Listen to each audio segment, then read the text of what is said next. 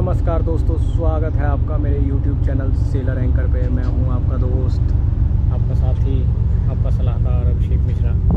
दोस्तों, जो आज की मैं वीडियो लाया हूं वो मर्चेंट नेवी से रिलेटेड है कि मर्चेंट नेवी में जाने के लिए आपको क्या क्या चीज़ की पढ़ाई करने की ज़रूरत है। तो घबराइए मत, बने रहिएगा वीडियो में लास्ट तक। काफ़ी यूज़फुल इन्फॉर्मेशन मैं आपको इस वीडियो में देने वाला हूँ। तो सबसे पहले आपको ये जानना ज़रूरी है शिपिंग में जाने से पहले कि कौन कौन सी कंपनीज़ आती है और किस टाइप की कंपनी आती है। अगर आपने ये जान लिया तो आपका आधे से ज़्यादा काम हो गया। तो हमें ये जानना बहुत ज़रूरी होता है। तो जैसे कि मैं पहले की भी वीडियो में बता चुका हूँ, लाइक मस्क हो गया, एंग्लो ईस्टर्न हो गई, शेवरॉन हो गई, शेल हो गई, ब्रिटिश पेट्रोलियम हो गई, MSC शिप मैनेजमेंट हो गई। तो ये सारी रेपुटेड कंपनी है। इन कंपनीज़ का स्पॉन्सरशिप जब भी एग्ज़ाम निकलता है तो आप स्पॉन्सरशिप एग्ज़ाम भर दीजिए।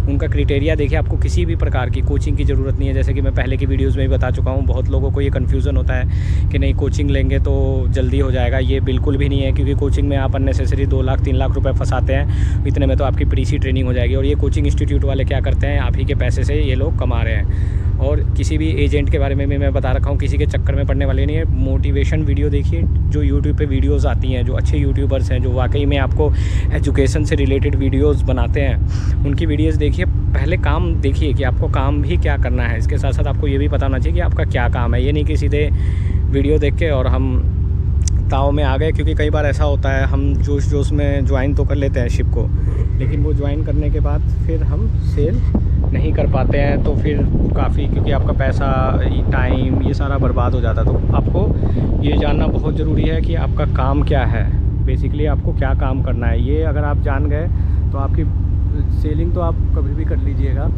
बट ये काम जान जाइएगा तो आपकी हाफ ऑफ द प्रॉब्लम ख़त्म हो जाएगी। तो काम के बारे में चलिए बाद में बात करते हैं। पहले इसका प्रोसीजर क्या है। तो क्यों कोचिंग की ज़रूरत नहीं है, क्योंकि इसमें बेसिक 12th की पढ़ाई का ही पूछा जाता है। सिर्फ जो एकदम बेसिक होता है ना 12th का, वही पूछा जाता है। एक चिड़िया मेरे ऊपर उड़ रही थी तो मैं उसी को देख रहा था। आप लोग भी देखोगे बार बार ये इधर उधर क्यों देख रहा है। तो बेसिक 12th की पढ़ाई पूछी जाती है, जो फिजिक्स, केमिस्ट्री, मैथ्स है, जो आपने +2 में पढ़ी है, बस उसी की अच्छे से प्रिपरेशन कर लीजिए।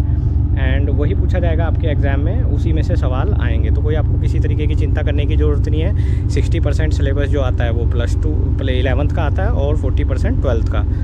तो एग्ज़ाम उतना हार्ड नहीं है। इसके लिए मैं बोलता हूँ ना, जो बच्चे 12th में पढ़ रहे हैं वो अच्छी मेहनत कर लें और अच्छी परसेंटेज ले आएँ, तो आधी प्रॉब्लम तो उनकी ख़त्म हो जाती है। अगर उनकी परसेंटेज अच्छी है तो आराम से उनका सिलेक्शन हो जाएगा। पर एक कहावत भी है कि शादी में गाए हुए गीत सारे सच्चे नहीं होते, हमारी बेटी महलों में रहेगी, हमारी बेटी राज करेगी, ये सब गाना है। तो ये सारे गाने ज़रूरी नहीं कि सच्चे हो। तो आपको हकीकत जानना बहुत ज़रूरी है कि शिपिंग की हकीकत क्या है, क्या होता है साइन ऑन साइन ऑफ, कितने महीने का कॉन्ट्रैक्ट होता है, आपको क्या काम करना पड़ता है, आपकी वेजेस क्या हैं, क्या मेडिकल फैसिलिटीज़ है आपके फैमिली को। तो ये सारी चीज़ों का भी जानना, ऐसा नहीं कि हमने सुन लिया शिपिंग के बारे में और हम हो गए।